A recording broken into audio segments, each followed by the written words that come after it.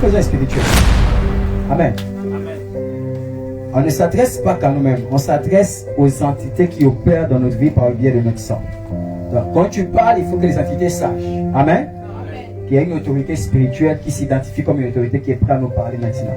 Donc, dis à quelqu'un, le sang réclame mon mariage. Le sang réclame mon mariage. Là n'est plus à la timidité. Alléluia. Amen. Encore, le sang réclame mon mariage. Le sang réclame mon mariage. Une troisième fois.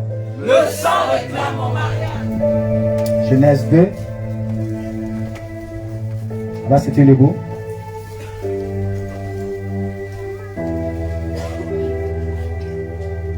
Verset 18.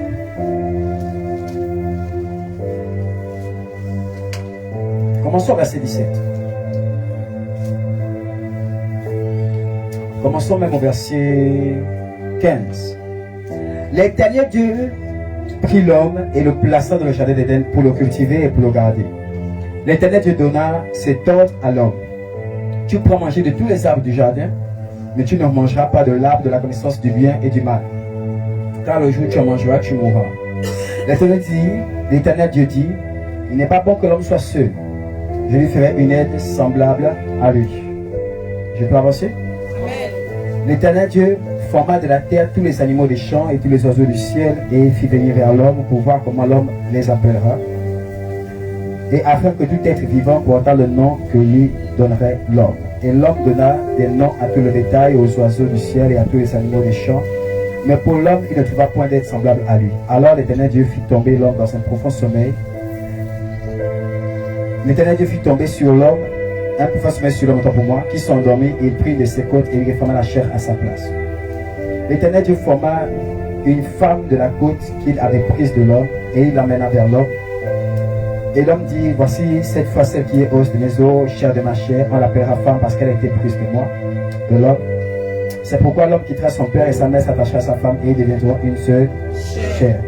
L'homme et la femme, l'homme et sa femme étaient tous de nus et il n'en avait pas honte. On acclame le Seigneur pour sa parole et on s'assoit. Dans cette partie, dans cette portion des Écritures qu'on vient de lire, il y a tellement de vérités. L'une des vérités, c'est que vous allez voir que Dieu va donner à l'homme sa subsistance avant de lui donner la femme. Amen. Il va dire, voilà ce que tu manges. Alléluia. Avant de dire que tu dois avoir la femme. Amen. C'est un principe spirituel, c'est un principe de vie. C'est-à-dire qu'avant que l'homme ne cherche une femme, il doit s'assurer d'abord de est-ce qu'il peut subvenir à ses besoins.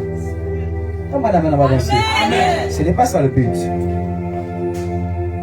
La Bible dit, c'est pourquoi l'homme quittera son père et sa mère s'attachera à sa femme et deviendront une seule chair. Plus haut, c'est Dieu qui va dire, il n'est pas bon que l'homme soit. Dis ça encore. Dis ça encore. Il n'est pas bon que l'homme soit seul. Amen. Amen bien. Amen. Le mariage porte son essence dans cette déclaration de Dieu. Aussi le mariage est une alliance divine. Amen. Ce n'est pas une alliance religieuse. Ce n'est pas une alliance coutumière. Alléluia. Ce n'est pas une alliance étatique. Amen. C'est une alliance divine. Ça veut dire que ça trouve sa source et son origine dans la divinité de Dieu plutôt que dans les principes humains. Comment l'amen, je vais avancer. Amen. Comment l'amen, c'est pourquoi la Bible déclare que nous ne savons pas ce que Dieu a uni. Ça veut dire que ce n'est pas une mère qui unit un homme et une femme. Amen. Ce ne sont même pas des parents qui unissent un homme et une femme. Quand bien même c'est ton père qui prend la dot, c'est même pas lui qui te donne le mariage. Amen. Le mariage est d'abord une union créée dans le ciel par Dieu lui-même. Comment l'amen. Amen. Donc c'est une institution divine. Alléluia.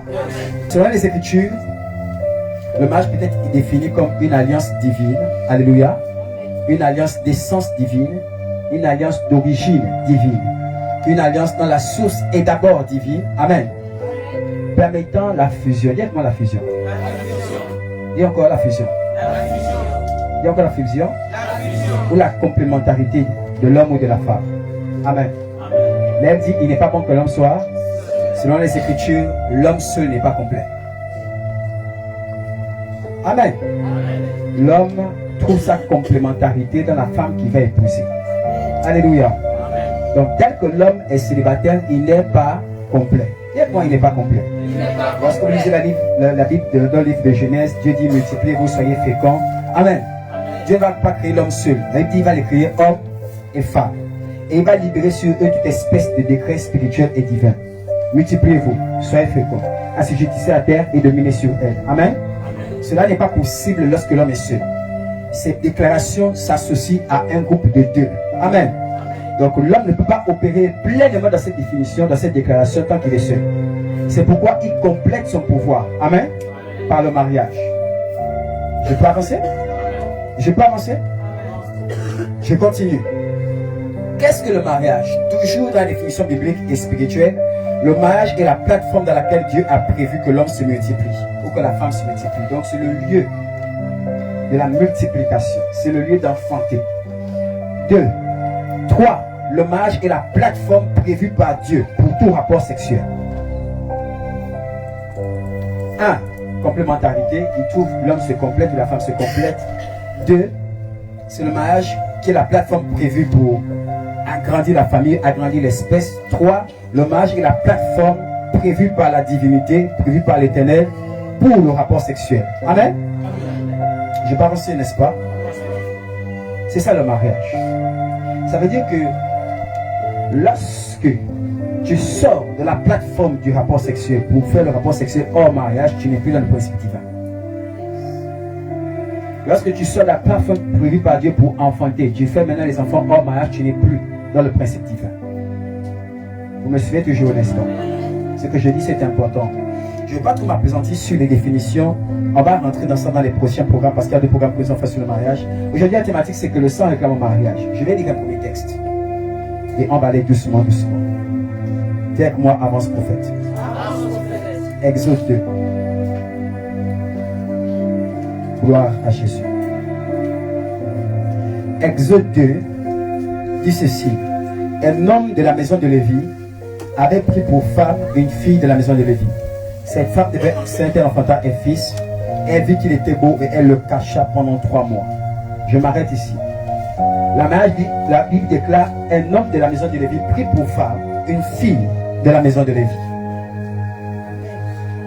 Écoutez-moi. J'ai mis ça en commentaire sur Facebook il y a quelques temps. Je disais que tout foyer n'est pas bâti que sur l'homme et sur la femme. Toute relation amoureuse, visiblement, tu ne te vois que toi et ton ami. Dans les fiançailles, vous n'êtes qu'à 2. Quand tu dis, tu le veux, devant le maire, je le veux, tu n'es pas seul. Il y a des principes qui veulent que le mariage ne se célèbre pas à huis clos. Quand même tu as fait le mariage civil à huis clos, le mariage coutumier doit être célébré par les parents. Parce que les parents que vous voyez, c'est la manifestation physique des parents et des tribus, des lignées, amen, spirituelles qui ne sont pas là. La Bible dit une femme de la maison de Lévi. Un homme de la maison de Lévi prit pour femme une fille de la maison de Lévi. Ça veut dire que dans leur foyer, il n'y a pas que l'homme et la femme. Il y a la maison de Lévi dans tout le foyer. Quand tu t'établis dans une relation amoureuse, dans un mariage, dans des fiançailles, ne crois pas qu'il n'y a que lui et toi. Ne crois pas qu'il n'y a que elle et toi. Derrière lui, il y a la maison de son père. Il y a la maison de sa mère. Amen. Il y a la maison des grands-parents paternels. Il y a la maison des grands-parents maternels. La maison, ça veut dire quoi? Ça ne veut pas seulement dire qu'il y a des individus ou il y a des esprits. Ça veut dire les alliances, les caractères, les comportements, les croyances, les hôtels, les réclamations, les liens. Quand on entend une maison, c'est tout un bagage spirituel. Est-ce que vous me suivez? Ça, c'est lui. Mais derrière elle aussi, il y a la même chose. Peut-être que vous êtes là, vous êtes chrétien, mais dans votre maison, il y a le vaudou. Vous comprenez ce que je suis en train de dire? Vous me suivez? Dans votre maison, il y a la magie qui vient de l'Inde. Parce que ton arrière-grand-père avait commandé une bague d'Inde. Toi, tu te dis qu'il n'y a que lui et moi. Mais la Bible dit que dans tout foyer, constitué d'un homme et d'une femme, il y a des maisons physiques et spirituelles qui appartiennent à cet homme et à cette femme. Donc, toi, tu vois qu'il n'y a que le studio, il n'y a que l'appartement qu'on peut construire. Ce que tu ne sais pas, c'est que derrière vous, il y a des tribus. Il y a des liens, il y a des réclamations, il y a des principes, il y a des caractères, il y a des comportements. Amen. Il y a des hôtels, il y a des croyances qui vous accompagnent. Il y a des pratiques négatives et positives. Je peux avancer, n'est-ce pas? Avance. Dis-moi un amen et on va avancer. Amen. Dans tout foyer que tu bâtis, tu dois savoir que tu ne l'affrontes pas seul. Tu affrontes ce foyer avec toutes les implications contenues dans ton sang. Dans tout foyer que tu bâtis, tu dois savoir que l'homme que tu acceptes ou la femme que tu acceptes ne vient pas seul. Elle vient avec toutes les implications spirituelles, mystique contenu dans son sang. Parfois, elle ne sait pas. Mais si en est. Je peux donner un exemple simple rapidement. Je peux donner un exemple rapidement. Je peux le donner? Alors, je vais donner un exemple simple rapidement. Par quoi nous sommes sauvés? C'est le sang. Le sang de qui? Dans le sang de Jésus, comme Jésus a eu la victoire sur la mort, on peut triompher. Dans son sang, il y a le principe de victoire sur la mort. Comme il a eu la victoire sur le péché, on peut triompher. S'il n'avait pas eu cette victoire-là, son sang n'allait pas avoir ces informations. C'est donné pour nous. Amen. Tout ce à quoi nous aspirons, tout ce que nous demandons à Dieu de nous donner, c'est parce que dans le sang de Jésus, il y a déjà eu ça. S'il n'y a pas eu ça, on ne peut pas avoir. Est-ce que vous comprenez? Amen. Si ce principe est réel pour Jésus et pour une chose aussi mystique et haute comme le salut, complètement votre vision, c'est ça réel. Pour toutes ces implications de ta maison, de ton père, de ton grand-père, de ton arrière-grand-père. Pourquoi on est pardonné par le péché? Parce que dans le sang de Jésus, il n'y a pas la faute. Comme Jésus n'a pas péché, son sang est pur. Amen. Amen. Et ce sang pur peut laver nos péchés à nous. Mais s'il avait péché, son sang allait être pollué. Donc, il faut d'abord que son sang contienne cette chose pour que nous ayons accès au pardon des péchés. Quelqu'un me suit ici?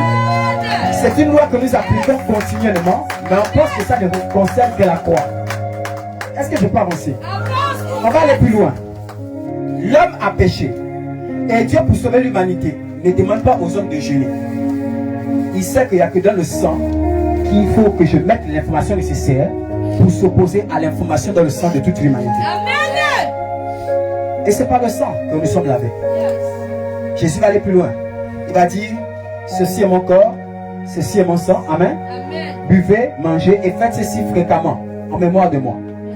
Pourquoi il demande aux apôtres qui croient déjà en lui, alors qu'il est mort et il est ressuscité, ou bien il va mourir, il va ressusciter bientôt, pourquoi il demande aux apôtres d'observer cette alliance? Et il dit que cette alliance accompagne tous ceux qui vont croire. Pourquoi il veut que jusqu'à ce que l'église soit enlevée, nous puissions manger le corps de Jésus et boire le sang de Jésus?